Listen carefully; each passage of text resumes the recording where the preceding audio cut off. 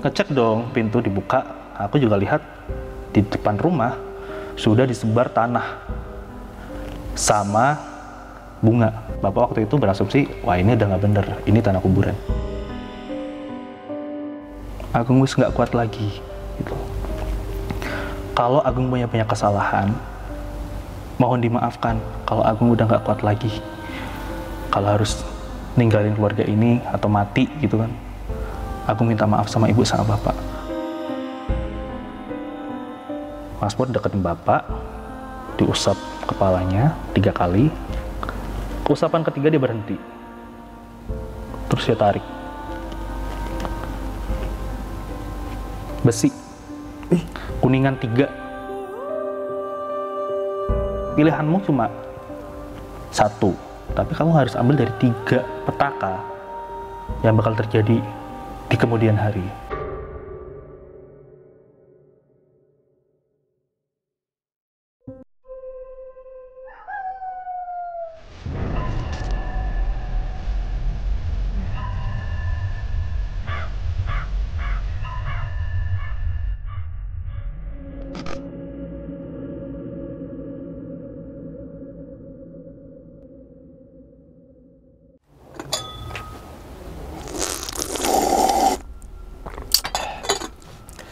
Assalamualaikum warahmatullahi wabarakatuh.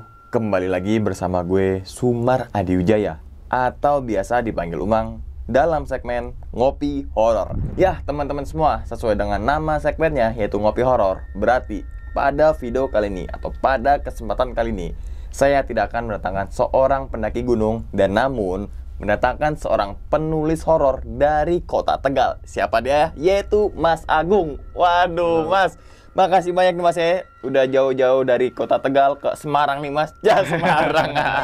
Sebelumnya gimana Mas, kabarnya Mas? Alhamdulillah baik. Baik Mas ya, Baik. salam untuk teman-teman dan juga keluarga di rumah nih Mas. Iya, Nah, mungkin teman-teman semua belum tahu atau mungkin siapa sih ini Mas Agung. Nah, ternyata usut punya usut, bukan usut punya usut ya, tapi emang Mas Agung ini merupakan penulis horor Mas ya? Sekarang lagi nulis horor. Nulis horor. Ah. Nah, misalkan teman-teman semua pengen ngebaca nih Mas, ngebaca tulisan-tulisan horor yang ditulis oleh Mas Agung, di mana itu Mas? Ada di Twitter di @nugroagung, U-nya 2, Nugroagung, sama di Karya Karsa juga, sama. Oke, sama tuh ya. Oke, nah jadi teman-teman semua kalau penasaran dengan apa yang ditulis oleh Mas Agung, langsung aja mampir ke Twitternya, yaitu link ada di bawah video. Oke, Mas Agung, pada video kali ini atau pada kesempatan kali ini nih, Mas Agung akan menceritakan kejadian saat, di mana, dan kapan tuh Mas? Perkenalkan dulu, namaku Nugroagung. Aku di sini juga sebagai penulis horor, dan saat ini apa yang aku tulis itu berdasarkan apa yang pernah aku alami. Itu jadi real, pernah aku alami, itu kisah nyata. Itu mungkin bisa diambil banyak pelajaran baiknya. Yang buruk buang aja. Buang aja, gitu kan. Oke.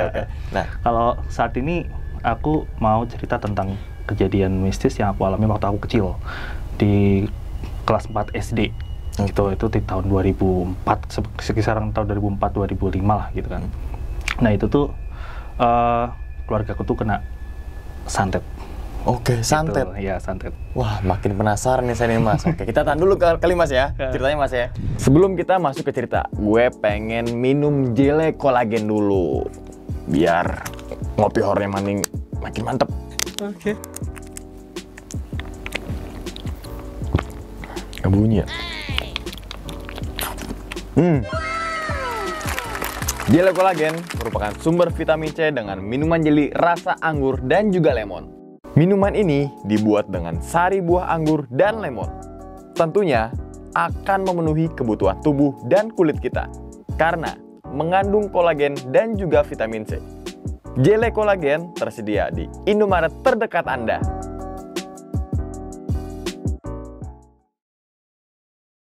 Tanpa berlama-lama lagi, kita langsung masuk aja ke dalam ceritanya. Ngopi horor segera dimulai.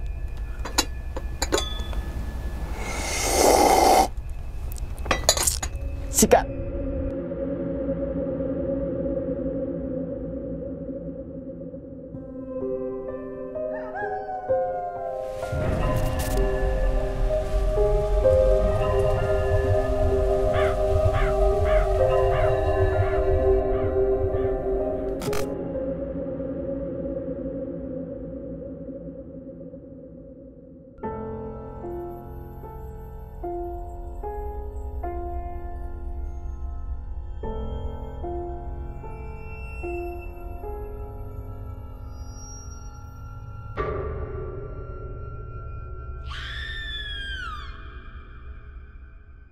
pengalaman ini terjadi di waktu aku kecil, di sekitar kelas 4 SD waktu itu.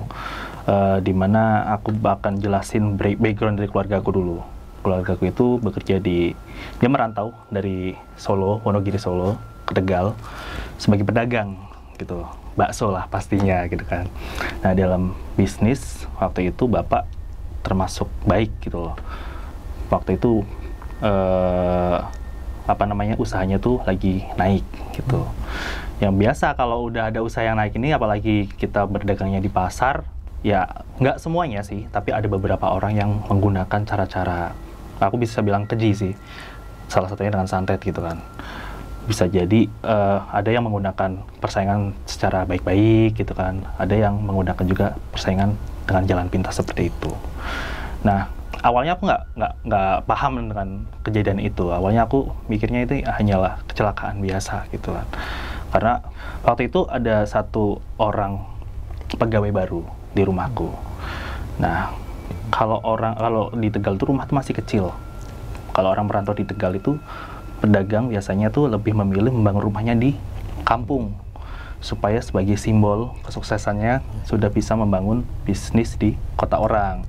Rumah yang ada ya masih kecil sebenarnya, belum dibuat. Yang dibuat ya yang ada di kampung dulu. Nah, saya cerita ada pegawai baru datang. Waktu itu lokasi rumahku masih kayak kecil gitu lah. Depan teras, ada pohon jambu air. Habis itu ruang tamu kan, kamar, baru dapur dan halaman belakang. Nah, karena kamarnya 2, kamar 1 itu buat bapak dan ibu, kamar kedua itu buat aku dan adikku. Jadi pegawai ini yang datang dari Wonogiri juga tidurnya ya di ruang tamu gitu. Jadi tidurnya tuh beralaskan kasur lantai atau tikar gitu kan, di ruang tamu aja. Jadi tidurnya tuh ini kursi mejanya dibikin kayak gini, terus di sini buat tidur. Buat tidur. Nah, malam itu dia baru 2 hari di situ. Sebut aja namanya Masmin ya. Baru 2 hari di situ. Malam itu tuh pas banget malam Jumat. Gitu. Kita semua tidur biasa saja gitu, tidur. Pas jam 1 malam. Ini dari Masmin ya. Masmin tuh ngomong kalau ada suara langkah diseret di depan rumah. Gitu. Srek gitu kan. Pikirnya kan paling ada orang yang belum tidur, tapi itu jam 1 malam gitu. Dan waktu itu di tahun 2000-an ya, maksudnya belum terlalu hingar-bingar seperti sekarang ini kan. Maksudnya coba pikirnya positif aja. Lagi seret, udah biarin aja.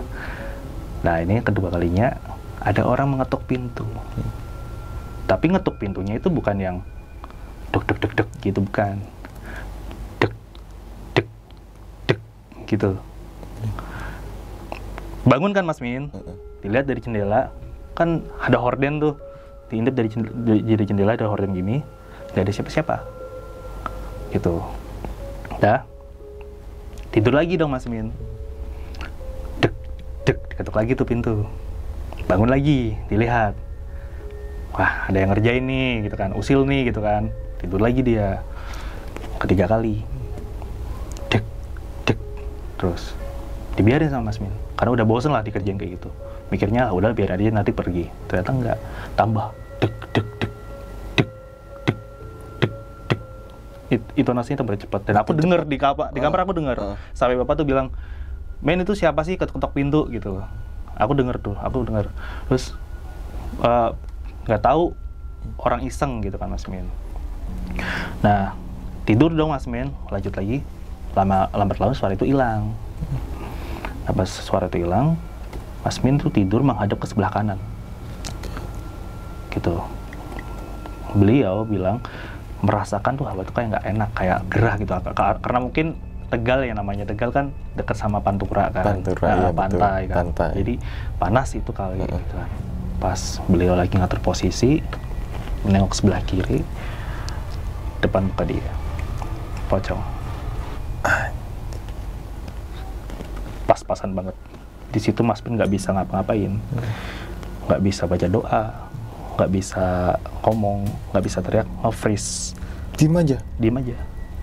Selama beberapa menit, kayak 1 menitan, baru setelah bentuk itu hilang, Mas Min teriak kencang banget, satu rumah keluar dari situ, dari kamar. Kenapa Min? Gitu kan ditanya kan. Aku tadi tidur sama pocong. Kan kita langsung, selama di rumah itu nggak pernah seperti itu, gitu loh. Mau kita tontonannya horor atau apa, kan waktu itu kan ratu horor kan kencang ya itu. Iya. Ya nggak ada yang seperti itu gitu loh. Nah terus habis itu bapak ngecek dong, pintu dibuka. Aku juga lihat di depan rumah sudah disebar tanah sama bunga. Bapak waktu itu berasumsi, wah ini udah nggak bener, ini tanah kuburan gitu. Wah itu udah nggak bener nih gitu kan. Nah setelah kejadian itu 2 hari kemudian ya kita baik-baik aja, udah nggak ada penampakan apa lagi, udah normal aja. Jarak sekolahku waktu itu tuh lumayan jauh, dan karena bapak ibu itu sibuk di pasar, Mas Min juga sibuk di pasar, buat nganterin aku ke sekolah itu naik becak, karena motor mobil masih barang mewah waktu itu. Iya. Naik becak, jadi jatuh becak, bayar per bulan gitu. Nah tukang becak ini antar jemput. Pas pulang sekolah, daerah rumahku itu deket sama yang namanya rel kereta api. Deket banget sama yang namanya rel kereta api. Nah rel kereta api ini posisinya lumayan tricky ya, karena dia tuh nanjak, habis itu datar, baru rel nih, terus turunan. Waktu itu belum ada palang pintu sekeren ini, KAI belum sebagus ini sekarang, masih parah lah pakai waktu itu. Nah pas lagi mau ke arah pulang, ngelewatin rel itu, otomatis becak kan nggak digenjot lagi, terus pasti kan kusirnya tuh turun kan. Iya. Kusirnya tuh turun. Nah dorong tuh becak ke atas pelan-pelan. Aku gak denger apa-apa, pandanganku cuma fokus ke depan aja udah gitu kan. Tapi pas sampai tengah-tengah itu kan becak pasti kayak agak jedek gitu loh, karena kan itu rel kan, jedek.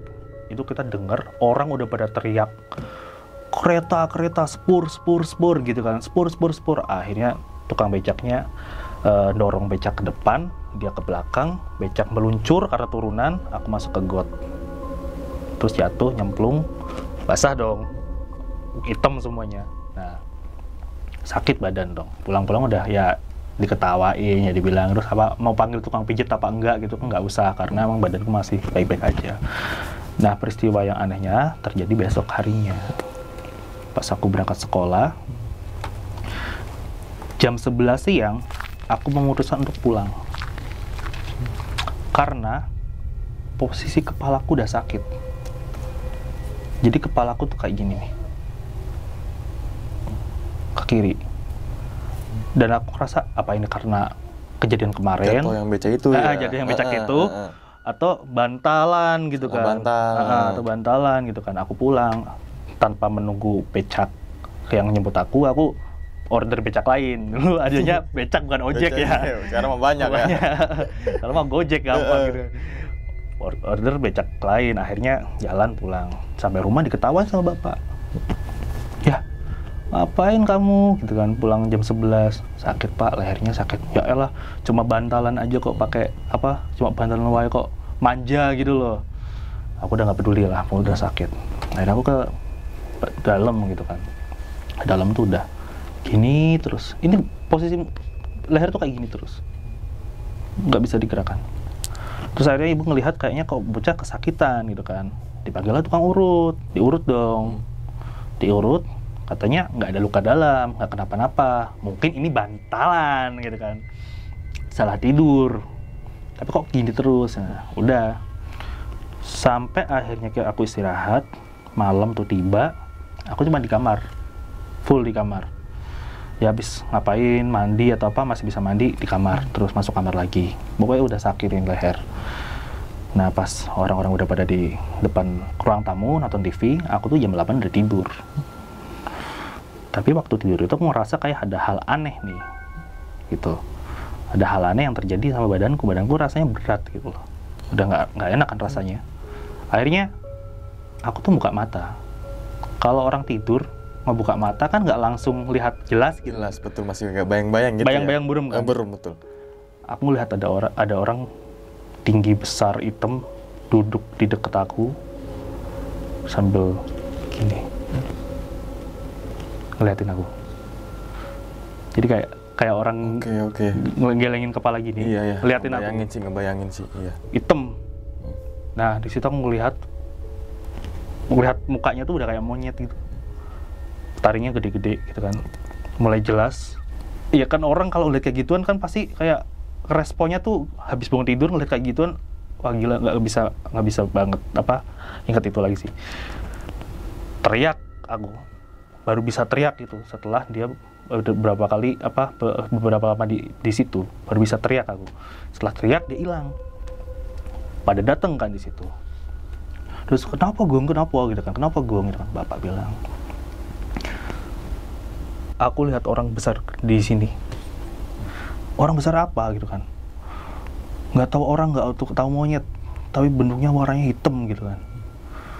Ngawur kamu, di rumah ini nggak ada apa-apa gitu kan.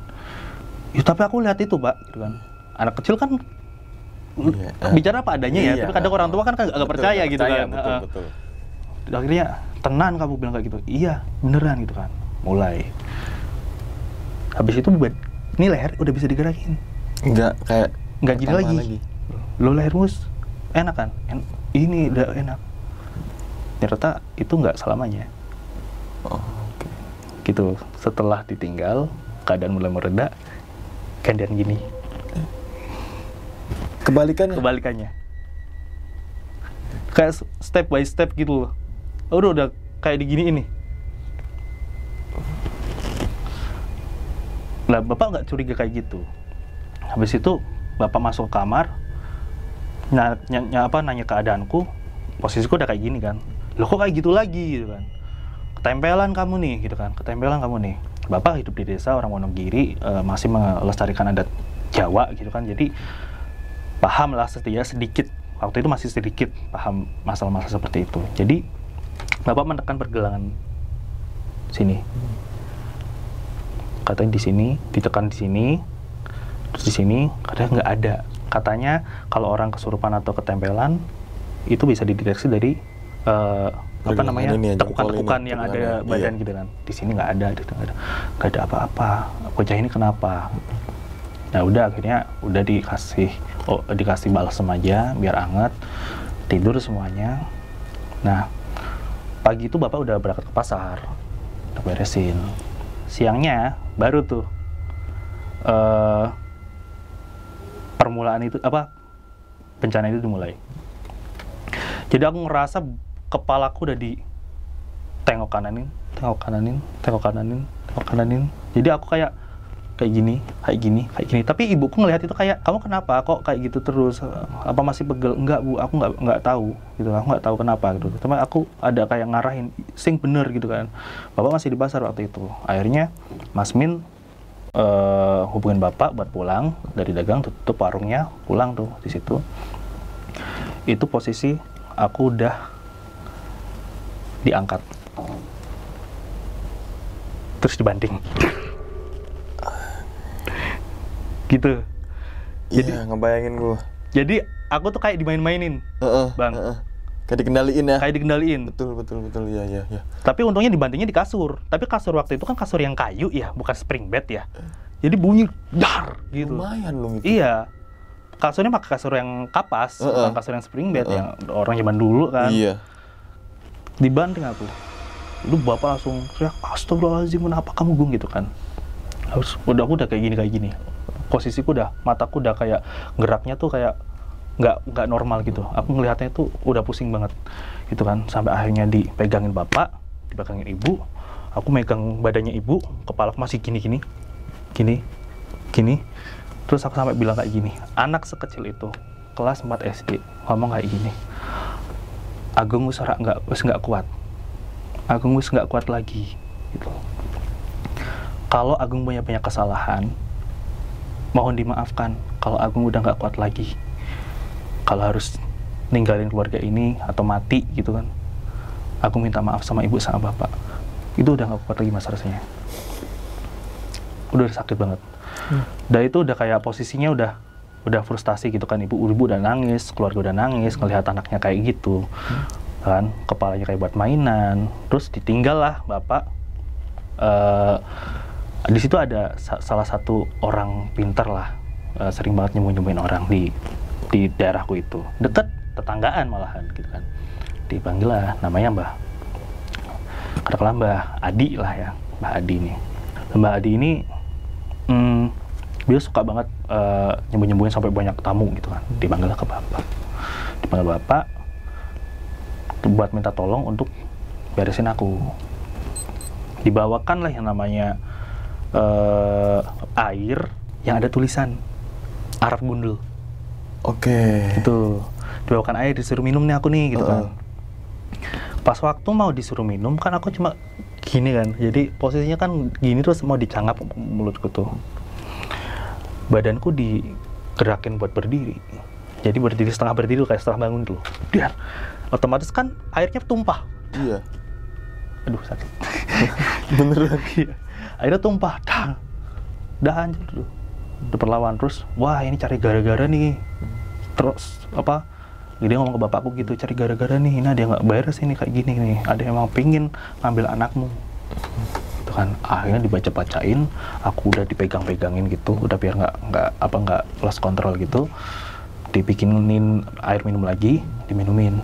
Nah lambat laun, udah tuh. Bapak coba nyari tuh di mana dia bersembunyikan, di sini, sampai di sini, jempol dipegangin. Terus Mbak Adi itu juga sama, jadi kayak satu orang megang sebelah sini, satu orang megang sebelah sini, jadi kayak dikepung gitu loh, ketemunya di sini kiri, ditarik, itu berat banget kan, aku sampai ngerasain sakit banget di situ, ditarik, terus habis itu nggak tahu diapain, aku nggak jelas lah, itu waktu itu aku masih kecil.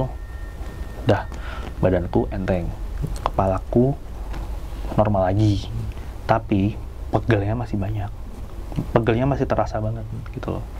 Akhirnya Mbak Hadi nyaranin buat aku dibawa ke Wonogiri, berkunjung ke makam-makam para leluhur untuk meminta bantuan karena ini bukan kesurupan.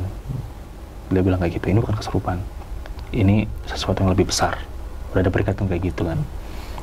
Pertama pocong, kedua tanah, ketiga aku kan. Akhirnya bapak mau nggak mau menuruti itu kan, bawalah ke Wonogiri. 1 minggu aku di Wonogiri, pulang ke Tegal. Setelah itu 1 bulan tuh normal aja, jadi panjang rentetannya. 1 bulan tuh normal aja. Pas pulang sekolah aku lihat bapak udah tergeletak di kasur, katanya kepalanya pusing gitu kan. Bapak kenapa bu gitu kan, kepalanya pusing, nggak dagang, enggak gitu kan. Oh sakit bu, ya udah dibawa ke dokter, udah kata dokter apa, kurang istirahat, nggak terjadi apa-apa. Terus habis itu bapak menggerang, gitu kan. Bapak kenapa bu itu? Terus dia teriak loro, sakit gitu kan. Habis itu dia ambil kain apa namanya, kayak apa sih, kayak hasduk tapi yang pakai slayer gitu loh, pakai batik gitu loh. Iya, batik. Ditaliin di sini. Itu kayak buat nahan sakit katanya gitu kan. Udah kayak nahan sakit gitu kan. Dia masih ngeronda sakit terus gitu. Lambat laun dia mukul kepalanya sendiri. Karena aku ngelihat itu kan jadi kayak kasihan gitu kan. Loh, bapak kenapa bu gitu kan, kok sampai kayak gitu. Pikiran gue udah kemana-mana tuh, karena refleksiku ke kejadian sebelumnya gitu kan. Ini bapak kenapa kok bisa sampai kayak gini, aku udah mikir kayak gitu. Terus dia masih mukul-mukulin kepala nih, aku megangin kepala, dibanting kan. Mungkin saking sakitnya gitu kan. Bocah cilik ojo melu-melu gitu. Anak kecil gak usah ikut-ikut, nggak ngerasain apa yang orang tua rasain, dia marah-marah sama aku. Kepalaku sakit tuh kan. Pikiran aku mungkin karena sakit kepala apa memang ada yang belum dibayar atau apa gitu, seperti itu ya. Pokoknya orang tua kan nggak tahu ya. Iya, betul. Masalahnya, tapi kok sampai seperti itu Bapak lo, sakit kepala sampai mukul-mukul itu, udah kasih obat tuh apa gitu. Akhirnya Mas Min nahan Bapak, megangin. Itu Mas Min tetap aja dipentalin. Sama. Habis mentalin, Bapak jedokin kepalanya ke tembok. Lari dia, gitu kan. Gitu kan, sampai berdarah. Akhirnya kan ditahan tuh sama Mas Min, aku ikut nahan. Ibu udah nangis-nangis. Ibu udah nangis-nangis banget itu, udah kayak frustasi. Ikut nahan juga kan. Nah, permasalahannya kepala keluarga yang tahu masalah-masalah kayak gitu coba bapak. Mas Min itu tahu tapi cuma sedikit. Dia nggak paham ini soal kayak kalau buat nyembuhin orang kesurupan mungkin bisa, tapi ini beda lagi nih gitu kan. Beda lagi. Ibu nangis kan. Akhirnya dia mutusin mau mengabari pamannya bapak. Namanya Mbah Jo. Mbah Jo dia ada di Wonogiri. Waktu itu permasalahannya kita nggak punya handphone, belum ada handphone dong. Iya, 2004. Depan itu ada guru, ya lumayan lah gitu, dia punya telepon, pengen nyambungin ke sana, ke tetangganya dia juga, gitu, beliau juga. Ibu udah jalan nih ke mana, ke pintu, udah jalan nih. Itu suara teriakan udah kencang banget. Aku ngelihat depan tuh tetangga udah pada rame, dikiranya aku lagi digebukin atau bapak lagi ngapain, pokoknya ada insiden di rumah itu, udah rame. Udah ada, pas ibu menuju ke situ udah ada suara pintu diketok gitu kan. Pas dibuka ada tetangga. Katakan tempat tetangga ini bilang, aku mau ke ini, Mbah, mau pinjam telepon gitu kan. Oh boleh Bu, emang kenapa bapak gitu, tolong jangan masuk dulu gitu kan. Terus apa mau dipanggilin Mbah Hadi gitu kan. Nggak usah, karena Mbah Hadi, ibu tuh kayak nganggep bukan itu, kayak Mbah Hadi lagi repot banget, lagi banyak orang gitu kan, malah ngerepotin gitu kan. Kan ini darurat gitu kan, darurat, pengen dikabari secepatnya. Mungkin kalau buat nahan sih sehari 2 hari masih mampu lah, tapi kalau buat selamanya kayak enggak gitu kan. Mbah Hadi itu lagi rame. Akhirnya mau telepon Mas Jo, baru buka pintu, baru mau keluar pagar, ada orang yang datang, namanya Mas Pur. Kalau aku memanggilnya Pak Depur. Dia adalah anak dari Mbah Jo, datang dari Wonogiri sebelum ibuku mengabarkan keadaan bapakku. Kan ibu bingung kan, loh Pur, kamu ngapain di sini gitu.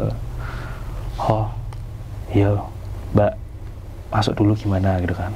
Masuk kan kita, bapak masih ngorontor. Itu Pak Sastro kenapa, Mas Sastro kenapa gitu kan. Kepalanya sakit tapi nggak normal. Dia udah nyeduk-nyedukin terus kepala ke tembok, mau mengakhiri hidupnya pokoknya gitu, mau berusaha nyakitin dirinya sendiri gitu di kepalanya itu.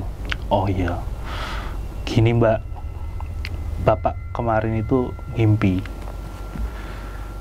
ngimpiin selama 5 hari itu keluarga ini terus. Jadi Mbah Jo itu bermimpi memimpikan 5 hari itu keluarga ini terus. Keluarganya Mas Agung ya? Ya, okay. Gitu. Keluarga ini terus, gitu kan. Iya, aku paham. Kemarin waktu pas ke Wonogiri, itu aku nggak mampir. Karena kita kan buru-buru juga, habis seminggu di sana istirahat, kita langsung jalan. Karena kan Wonogirinya Mbah Jo itu masih ke daerah, mau ke Pacitan, sedangkan Wonogiriku itu masih daerah deketan Sukoharjo. Jadi lumayan kan. Lumayan. Gitu kan. Akhirnya, waktu itu kan nggak ada mobil, kendaraannya susah. Akhirnya cuma stay aja di rumah. Dan terus kamu datang ke sini tuh karena tahu itu dari bapakmu, kata ibu kan. Ya, aku tahu itu dari bapak. Aku disuruh ke sini, disuruh ngecek keluarga ini baik-baik aja apa enggak. Lah kok ada lakon kayak gini nih gitu kan. Lah, iya sebelumnya Agung yang kena sampai dibawa ke Wonogiri buat ketemu sama, buat apa yang namanya ziarah kubur ke leluhur. Sekarang Masmu kena gitu kan.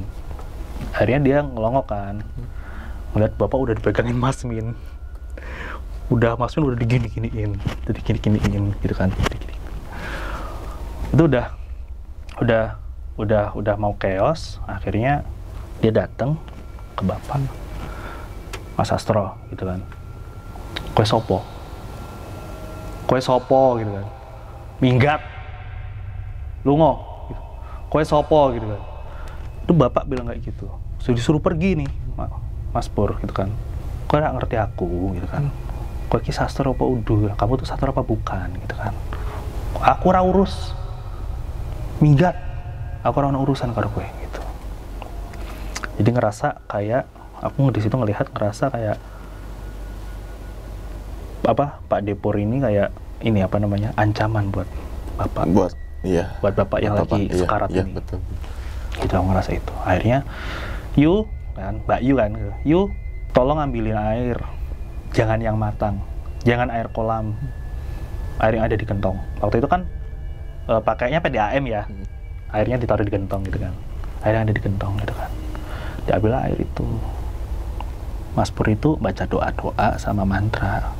Dari sakunya dia ngambil batu warna hijau, dicemplungin batu itu, terus habis itu dicipratin ke Bapak. 1, 2, 3. Air itu berubah jadi hijau, tapi hijaunya bukan hijau yang jernih, tapi hijau yang pekat, gelap, nggak bisa ditembus cahaya. Akhirnya minta ganti. Habis itu air itu dibuang, dikecemplungin lagi batu hijau itu lagi. Pas udah ganti air ya, cipratin lagi 3 kali ke Bapak. Di situ kadar warna hijaunya agak berkurang, baru disiramin ke kepala Bapak. Disuruh Bapak diem, tidur. Enggak berontak lagi. Oke. Jadi kalau orang kesurupan biasa kan tarik kan, Iya. sininya apanya, itu enggak. Kalau itu cuma cipratin langsung. Cipratin 3 kali, disiram 1 kali, Oh, iya. disiram ke kepalanya, kayak buat netralin, ngademin, tidur ya. Jatuh. Terus kita kan kaget ya, ke Bapak tiba-tiba langsung kayak gitu kan. Bapak kenapa gitu kan. Gak apa-apa. Mas tolong itu digotong ke kasur gitu kan. Akan digotong bapaknya ke kasur. Bapak digotong ke kasur, kita semua ke ruang tamu. Terus kami pada panik lah, otomatis kan Bapak kayak gitu kan. Udah pada panik gitu kan. Dan tetangga masih ada di depan. Kepo, pengen tahu. Sampai akhirnya ibu ya terpaksa nyuruh mereka pulang lah gitu kan. Kita nggak pengen jadi pusat perhatian apaan sih gitu kan. Akhirnya masuk di dalam, ya pintu nggak dikunci, tetap dibuka gitu kan. Pak Dipur bilang, ini ada yang nggak baik sama kalian. Usaha kalian bagus. Nanti ya, tak ceritain kalau ada sastra bangun. Kita tunggu aja. Akhirnya kan ibu ya bikin teh, bikin minuman, cari makanan. Belum, kasihan kan buat apa tamu, masa nggak di itu kan.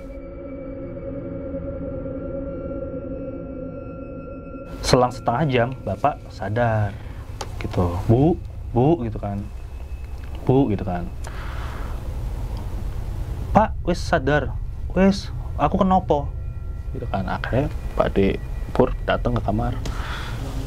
Wes pena awakmu gitu kan. Udah enakan badanmu. Loh, kamu kok di sini gitu. Jadi yang tadi ngusir itu siapa? Gitu kan, mau tanya aja. Kamu kok di sini gitu. Oh iya, wes udah bener kamu ini gitu kan. Kamu diem di situ, kata Pak Dipur. Kamu diem di situ. Kenapa? Diem. Ini belum selesai gitu kan. Apa sih belum selesai gitu kan? Kowe paham lah gitu kan. Kamu paham lah gitu. Mas Pur deketin Bapak, diusap kepalanya 3 kali. Usapan ketiga dia berhenti. Terus dia tarik. Besi. Kuningan 3. Posisinya di sini. Gede nggak, Mas? Kecil-kecil gitu, kayak kayak sedotan gitu, tapi warnanya kuning gitu loh. Kayak sedotan. Kayak sedotan, gede-gede sedotan gitu, seperti sedotan gitu. Tapi panjangnya cuma segini. Tapi di 3 titik. Nyebar gitu. Udah kayak, loh, kok bisa ada barang itu gitu kan. Aku ngelihatnya kan kayak sulapan nih. Iya. Anak kecil lihat, enggak nih. Ya, abis itu ya mereka nggak jelasin ke aku itu apa gitu kan. Tapi dari bicaranya aja, Pak Dipur udah bilang, nih, ini loh, yang ada di badanmu, yang ada di kepalamu, kayak gini doanya. Lawanmu tuh parah ini. Ayo kita ke depan, kita ngobrol. Nah, di situ akhirnya kita ngobrol, duduk. Kami semua pada kumpul lah di situ. Pak Dipur itu ngasih peringatan ternyata buat kita. Kamu harus jaga rumahmu, harus jaga keluargamu. Keluargamu tuh paling nomor 1 lah intinya gitu lah. Jaga nyawa anak dan istrimu, jaga nyawamu juga. Permasalahannya sekarang adalah orang yang ingin menyelakai kalian ini kuat banget.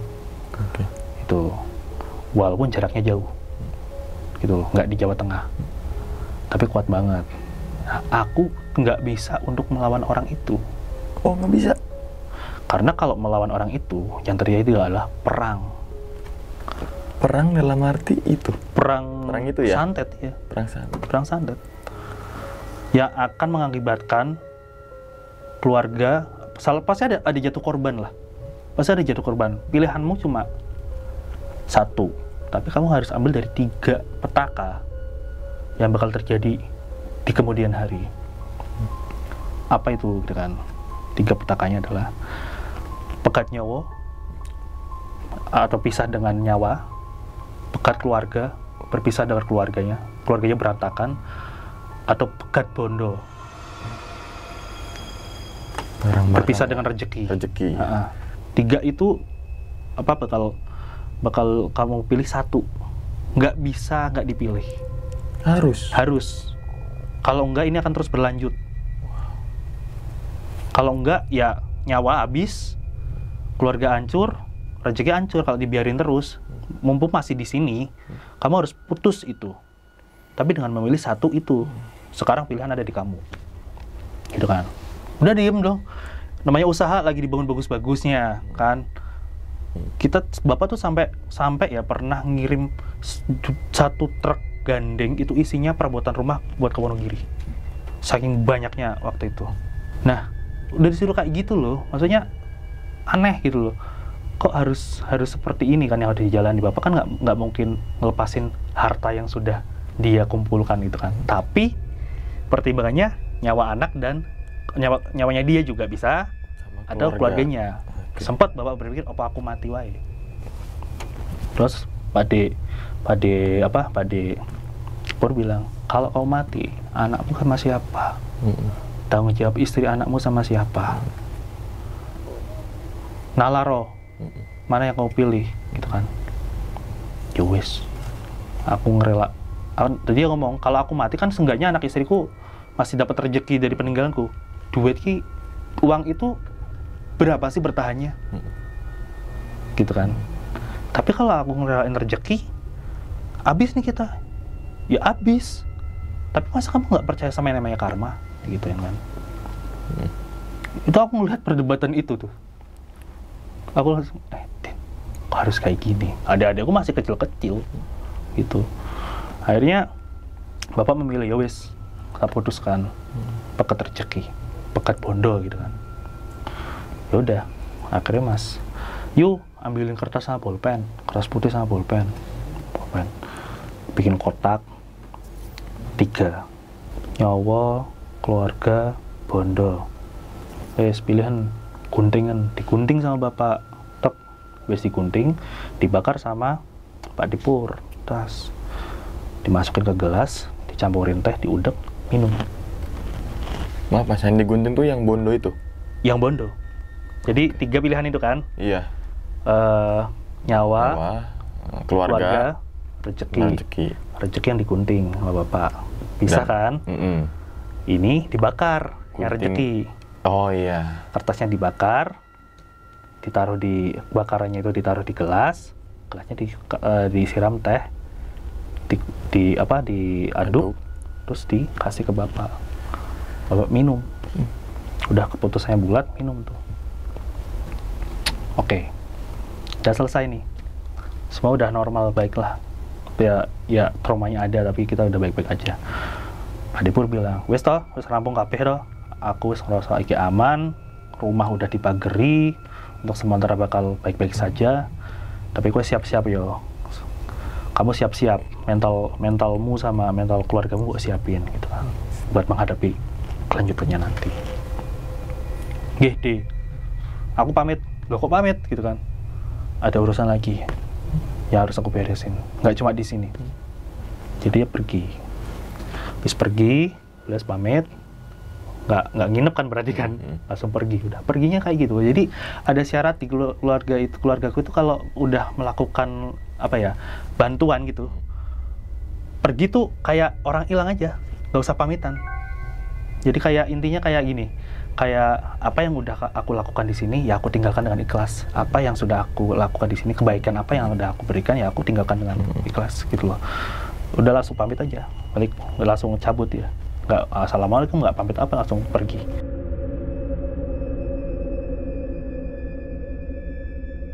Mulai itu berangsur-angsur keluarga kita mengalami yang namanya goncangan ekonomi. Itu. Terus merasa tuh bapak waktu itu tuh punya warung kios sampai 2. Hilang 1, tutup 1. Rumah akhirnya dijual. Pokoknya ada aja di situ. Entah itu warungnya sepi, bahan bakunya udah nggak fresh, bakso tiba-tiba bisa bau, busuk, kayak gitu-gitu. Pokoknya banyak banget gangguan-gangguan seperti itu.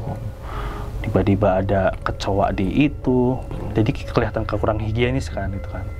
Terus ada yang kesiram air panas atau apa gitu kan, kecelakaan. Pokoknya banyak banget gangguan gitu loh. Yang tadinya bahwa usaha ini tuh baik-baik saja, tapi setelah kejadian itu mulai satu persatu bermunculan seperti itu. Jadi mental yang harus dikuatkan yang kayak gitu.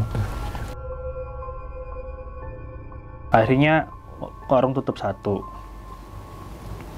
Motor waktu itu punya Air King, jual. Habis itu rumah akhirnya dilepas. Rumah yang di Tegal? Di Tegal, lepas. Akhirnya kami sekeluarga pindah dan ngontrak di rumah kontrakan. Rumah kontrakan itu jangankan TV, radio aja kami nggak punya, gitu loh. Dan kontrakan sampai bapak tuh memutuskan mau berdagang cilok, nggak sih, berdagang cilok. Tapi pas mau, aku mau jelasin juga, bapak itu difabel, kakinya penyakitnya polio apa ya. Jadi dia tuh kayak melengkung ke sini ke dalam gitu. Bapak itu difabel, tapi bapak tuh nggak mau orang lain tuh membelas kasihani dia. Dia pengen dianggap normal gitu loh. Jadi dia pengen bekerja. Nah beliau itu cuma bisa naik sepeda gitu kan, nggak bisa naik motor. Gimana mainin itunya kan kakinya. Ya jadi mau jagang cilok tapi kepleset, jadi jatuh ciloknya ke tanah. Tumpah gitu. Akhirnya nggak jadi. Terus yang paling membuat aku sedih waktu itu adalah aku keterima di sekolah favorit di Kota Tegal. Aku masuk di salah satu sekolah favorit negeri di Kota Tegal, dan orang tuh berbondong-bondong waktu itu udah mulai tesnya pakai tes bukan rapot ya, tapi udah pakai tes masuk, pakainya ujian gitu, ujian masuk. Itu aku diterima. Diterima pas masuk SMP ya? SMP ya, okay. Dari SD ke SMP diterima itu. Tapi pas ngelihat uang daftar ulang 600.000, ibuku nangis. Sampai ibu nggak punya uang nih, Kung, gimana ya gitu kan. Emang saudara nggak bisa bantu? Saudara waktu itu ya udah sibuk dengan urusan sendiri-sendiri lah.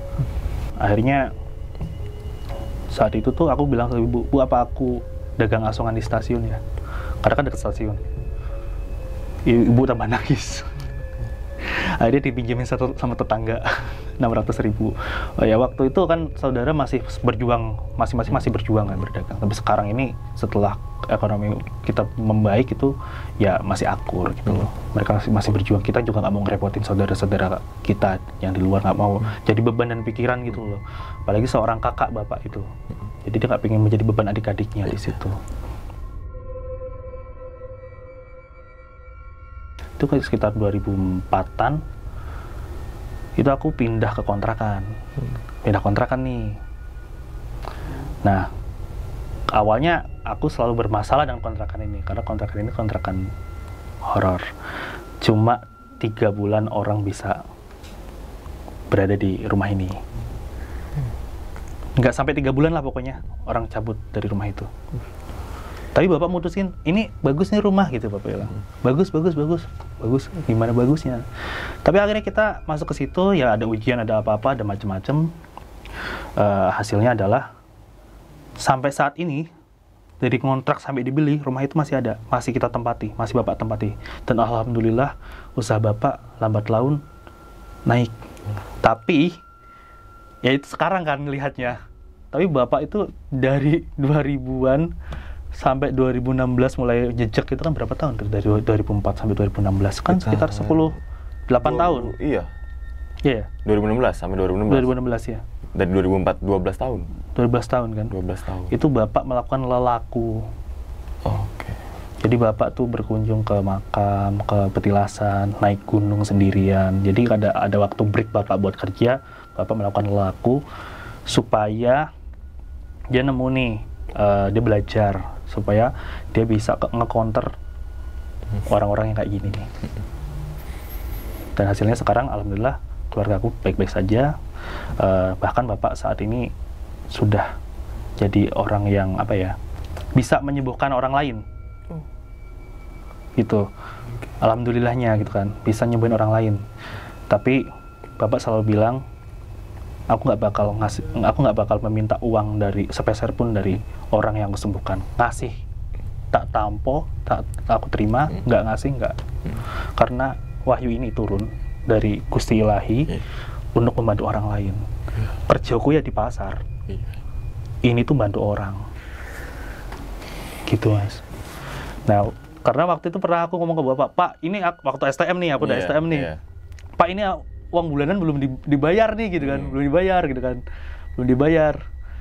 Terus aku bilang, bapak tuh harusnya ya, kalau nyembuhin orang, diduitin lah, kayak yang di mana di TV-TV kayak gitu kan gitu. Jadi apa namanya paranormal keren gitu. Terkenal gitu kan. Tapi itu bapak gimana? Gung, masalah uang SPP-mu tenang, sing jeneng rezeki itu ada nanti. Bapak nyembuhin orang itu karena bapak udah dipasrai kebaikan yang harus disalurkan, bukan untuk mencari uang. Mencari uangnya tempatnya di pasar. Insya Allah kalau kita ikhlas akan ada gantinya. Welingnya para bapak, welingku, kamu nggak usah ngomong kayak gitu lagi, gitulah. Kamu nggak usah ngomong nagih-nagih bapak buat duitin yang membuat ini jadi bisnis gitu lah, jadi bisnis gitu loh. Bisnisnya di pasar, bukan nolong orang. Nolong orang itu juga orang datang langsung ditolongin, bukan orang pesen SMS, WhatsApp atau enggak, langsung datang langsung ditolongin gitu. Habis itu pergi aja. Punyanya berapa ya ada, rokok ya rokok. Kopi ya kopi. Nggak dikasih nggak masalah. Nggak masalah. Soalnya, sepeser pun bapak nggak pernah minta. Soalnya ikhlas lillahi ta'ala Mas ya. Ikhlas lillahi ta'ala. Jadi aku cerita di sini adalah sebagai mungkin banyak banget mungkin ada hal buruknya. Tapi aku pengen sharing hal baiknya, di mana bapak berusaha mempertahankan keluarganya, berusaha mempertahankan anak istrinya, bertanggung jawab sebagai suami gitu kan. Dan aku ngangkat ini sebagai rasa sayangku sama bapak karena bapak itu difabel gitu kan, tapi dia berjuang, tidak minta-minta, tidak mau menurunkan derajatnya ke orang lain, minta-minta ke orang itu enggak, tapi dia bekerja supaya ingin dianggap setara gitu loh. Kalau ada orang difabel, orang kekurangan fisik itu ya masih bisa melakukan seperti kita yang normal. Bahkan aku sampai respect sama bapak. Aku sebagai anak, aku belum bisa seperti bapak.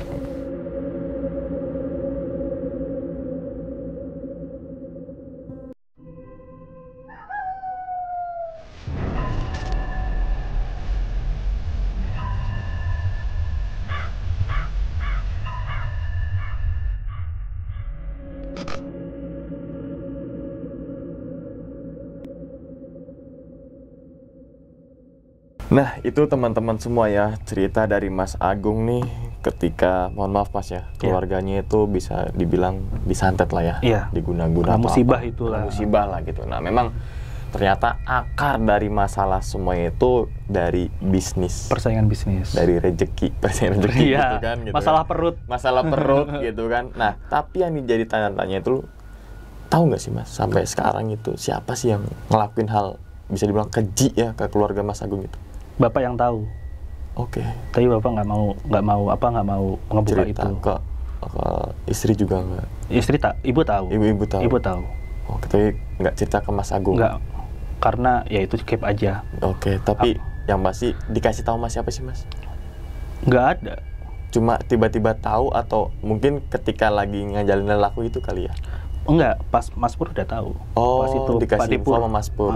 Pak Dipur itu udah tahu. Nah, tadi juga saya sempat, mungkin kalau menurut saya juga bingung. Tadi ada 3 pilihan. Ketika 3 pilihan kita suruh milih salah satu.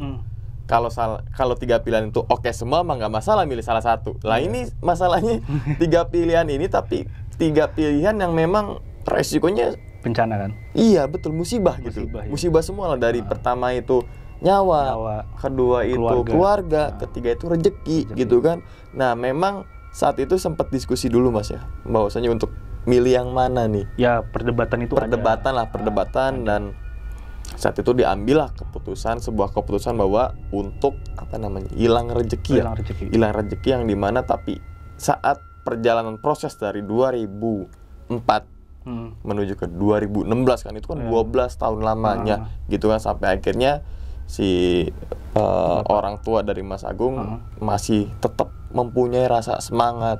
Biasanya kan kalau kayak gitu Mas, ya mohon maaf ya, ketika ada seseorang yang rezekinya tiba-tiba ambruk drastis ya, nggak dikit-dikit pasti kena mental dan dia udah putus asa. Tapi dibalik itu semua justru orang tua dari Mas Agung malah lebih semangat lagi. Kan gitu, poin yang bisa diambilnya nih gitu kan. Apalagi mohon maaf, di samping itu Bapak difabel gitu kan. Ya kebanyakan, mohon maaf teman-teman, saya bukan bermaksud apa, tapi orang tua atau keluarga dari Mas Agung ini bener-bener mempunyai rasa semangat lagi dan nggak mempunyai rasa minta-minta gitu Mas. Ya, cuma aku sempat minta-minta. Minta-minta apa? Minta-minta beasiswa bantuan aja. Itu mah emang punya porsinya anak. Jadi tapi bapakku ngomong kayak gini, kamu jangan malu ke RT, ke RW, ke kelurahan minta bantu, buat minta itu kan ada syaratnya kan. Gitu kan.